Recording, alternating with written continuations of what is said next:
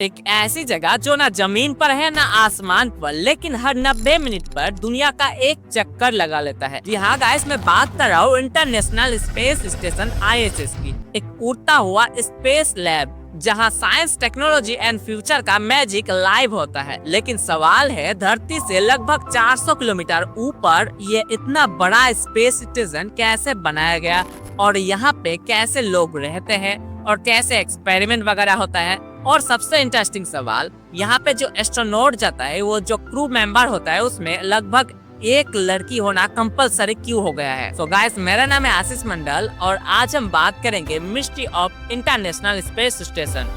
सबसे पहले बात कर लेते हैं ISS क्या है। तो ISS यानी इंटरनेशनल स्पेस स्टेशन, ये एक स्पेस लेबोरेटरी है जो कि अर्थ के ऑर्बिट में घूमता रहता है। अगर इसकी वजन की बात किया जाए तो 420 टन से भी ज्यादा इसका वजन है। और अगर साइज की बात किया जाए तो एक फुटबॉल मैदान से भी बड़ा इसका साइज है। ये दुनिया का 15 कंट्रियों का कंट्रीब्यूशन से बनाया गया है, include USA, Russia, Japan, Canada and Europe के कंट्री। 1998 में इसका पहला पार्ट लॉन्च किया गया था और तब से लेकर अब तक ये अभी भी कंटिन्यूअसली स्पेस में एक्टिव है। लेकिन सवाल आता है, ISS का काम क्या है। तो सिंपल वर्ड में, साइंस इन माइक्रोग्रेविटी।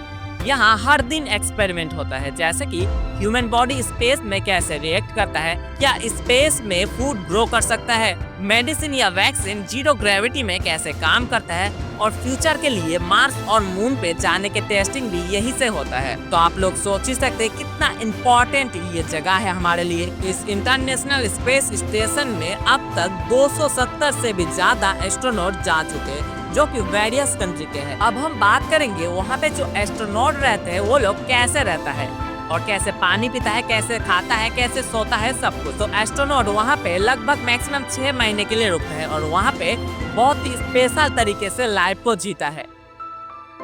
आपको तो पता ही होगा, वहाँ पे कोई ग्रेविटी नहीं है, यानी ग्रेविटी जीरो है।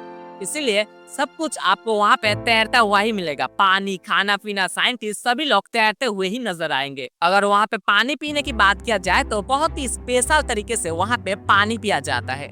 आपको पता ही होगा, क्योंकि वहाँ पे कोई ग्रेविटी नहीं है तो पानी जमीन की तरह नीचे नहीं बल्कि ऊपर ही बबल्स की तरह तैरता है, और कुछ इस तरह से वो लोग पानी को पीता है। अगर सोने की बात किया जाए तो वो लोग स्पेशल इस सूट से सोता है। अगर उन लोगों की खाने की बात किया जाए तो वो लोग कुछ इस तरह की खाना खाता है जो कि लो अमाउंट पर लेने पर भी। तो क्या एस्ट्रोनॉट नहाते ही नहीं? दरअसल वहाँ कोई शावर या बाथरूम नहीं होता। अगर बाथरूम की बात किया जाए तो नासा ने स्पेशल बाथरूम डिजाइन किया है, जो कि बहुत ही महंगा आता है और बहुत ही स्पेशल तरीके से फिल्ट्रेट होता है। आपको पता ही होगा, स्पेस में पानी की बहुत ज्यादा कमी है, इसीलिए वहाँ पे लोग अपने यूरिन को रिसाइकल करके पानी के रूप में पीता भी है। वहाँ पे डेली 2-3 घंटा वर्कआउट करना कंपलसरी है, नहीं तो आपके मसल्स एंड बोन सही से काम नहीं कर पाएगा। इसलिए वहाँ पे लाइफ को स्पेशल तरीके से ही जिया जाता है।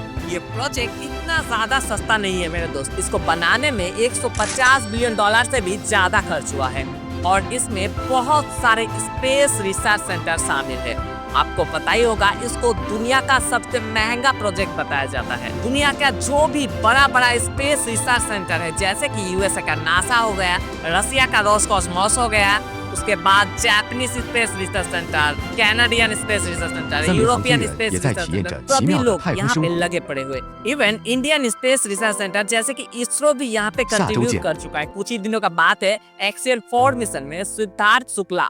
अब हम बात करते हैं ISS से जुड़ी एक फन फैक्ट के बारे में। तो आपने अगर कोई भी एविएशन मिशन लॉन्च के वक्त गौर किया हो तो आपको दिखाई देगा कि ग्रुप में एक लड़की मिनिमम होता ही होता है। ये क्यों होता है तो आपको बता दूं, ऐसा कोई ऑफिशियल रूल्स या फिर रिक्वायरमेंट नहीं है कि एक लड़की होना ही चाहिए। लेकिन आज के समय नासा और दूसरी स्पेस एजेंसी जैसे कि जासा, ESA हो गया, रोसकॉस्मोस हो गया, इसरो हो गया, स्पेस एक्स हो गया, सभी लोग जेंडर डाइवर्सिफाई पे ध्यान दे रहा है और जेंडर इक्वालिटी का भी फोकस कर रहा है। इसीलिए आपने देखा होगा कि हर 3-4 लड़का में एक लड़की होता ही होता है। इसका एग्जाम्पल आप लोग इस तरह से भी देख सकते हैं कि कुछ ही दिन पहले हाल ही में जो एक्सियन 4 मिशन हुआ, वहाँ पे अमेरिकन एक लेडी था और उसके बाद एक पुर्तगाल का था, एक हंगरी का था और एक इंडिया का था। तो तीनों ही मेल था और एक फीमेल था। तो जेंडर इक्वालिटी भी वहाँ पे चेक किया जा रहा है, इसलिए आपको ISS के मिशन में मेल या फिर फीमेल का कॉम्बिनेशन दिखता है। सो गाइस, वीडियो अगर पसंद आया हो, इन्फॉर्मेटिव हो तो वीडियो को एक लाइक कीजिए। चैनल पर नए हैं तो सब्सक्राइब कर लीजिए और अगर आप लोग फेसबुक से देख रहे हैं तो फॉलो जरूर करना। Thanks for watching.